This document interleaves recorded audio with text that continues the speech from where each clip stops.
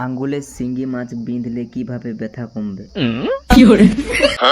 Good question. You are a good question. শিং মাছের কাঁটা ফুটলে একদম ব্যথা হয়, এটা আমরা সবাই জানি। কিন্তু শিং মাছের কাঁটা হাতে ফুটলে করণীয় কি সেটা অনেকেই জানি না। আজকে আমরা এই বিষয়টি জানাবো।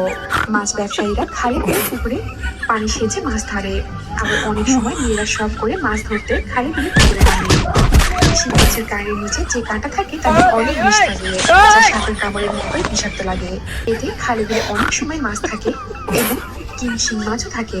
শিং মাছ ধরতে গেলে হাতের আঙুলে কাঁটা লাগে।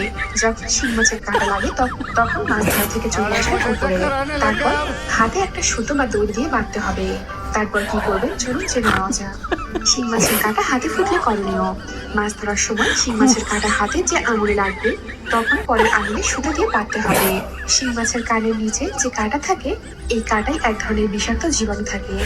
সাপের কামড় দিলে যেমন পুরো শরীরে সাপের বিষের ব্যথায় যন্ত্রণা করে, ঠিক তেমনি শিং মাছের কাঁটায় বিষাক্ত জীবাণু রয়েছে।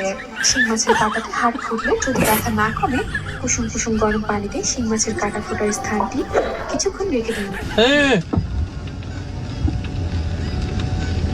Tecnologia. تكنولوجيا Tecnologia. عايشة دينها Tecnologia. عايشة دينها تكنولوجيا Tecnologia. لا